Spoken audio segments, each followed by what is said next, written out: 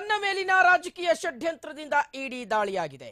ಇಡಿ ದಾಳಿಯ ಬಗ್ಗೆ ಶಾಸಕ ವಿನಯ್ ಕುಲಕರ್ಣಿ ಅವರು ಮೊದಲ ಪ್ರತಿಕ್ರಿಯೆಯನ್ನು ಕೊಟ್ಟಿದ್ದಾರೆ.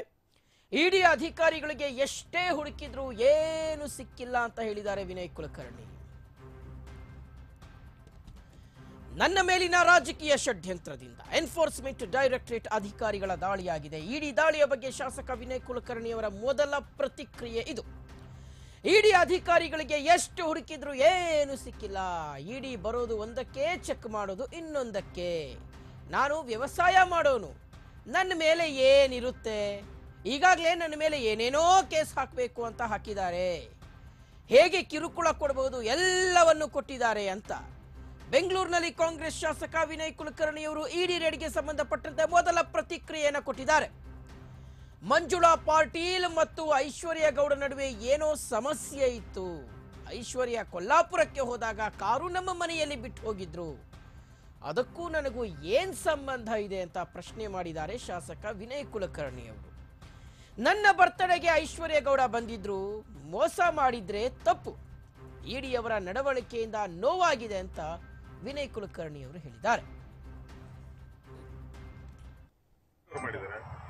ಮಾಡಬೇಕಾಗಿ ಅವ್ರ ಡ್ಯೂಟಿ ಇತ್ತು, ಡ್ಯೂಟಿ ಮಾಡಿದ್ದಾರೆ. ಯಾಕಂದ್ರೆ ಇದು ನಡೆಯುವಂಥದ್ದು ಇನ್ನು ಹಿಂದಿನ ಕೈಗಳೇ ಬೇರೆ.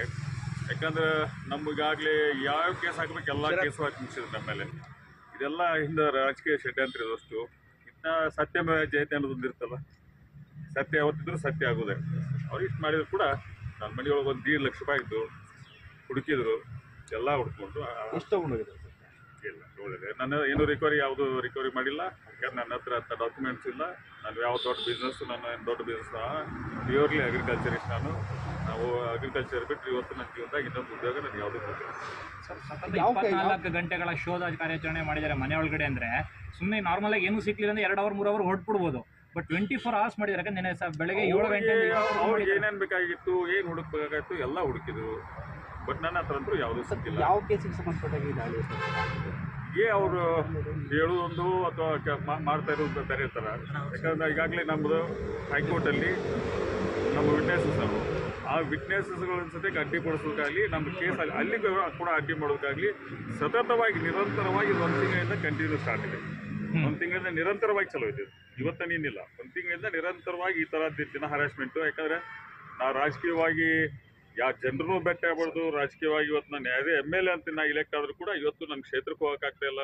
ಜೊತೆಗೆ ಇಷ್ಟೆಲ್ಲ ಆದರೂ ಕೂಡ ಅವ್ರದ ತ್ರಾಸು ಕೊಡೋದು ಮಾತ್ರ ನನಗೆ ಇವತ್ತು ಒಬ್ಬ ಮನುಷ್ಯಾಗ ಯಾರಿಗಾರಾಗಲಿ, ಕಾಮನ್ ನಾ ಪಾರ್ಟಿ ಯಾವುದೋ ಇರಲಿ, ಒಬ್ಬ ಮನುಷ್ಯಾಗ ಹರಾಸ್ಮೆಂಟು ತ್ರಾಸು ಕೊಡೋಂಥದ್ದು ಕೂಡ ಒಂದು ಲಿಮಿಟೇಷನ್ ಇರಬೇಕು. ಒಂದು ಲಿಮಿಟೇಷನ್ ಇರಬೇಕು. ಜೀವನದಾಗ ನಮ್ಮ ಅಧಿಕಾರ ಐತೆ ಅಂತೇಳಿ ಅಧಿಕಾರನ ಇಂಥದಕ್ಕಾಗಿ ಉಪಯೋಗಿಸ್ಕೊಳ್ಳೋದು ಇದು ಭಾಳ ನಿಜವಾಗಿಯೂ ನೋವಾಗುತ್ತೆ. ನಮ್ಮ ದೇಶದಲ್ಲಿ ಈ ಥರ ನಡೆಯುವಂಥದ್ದು ನೋಡಿದಾಗ ಭಾಳ ನೋವು ಎನಿಸಾಗುತ್ತೆ.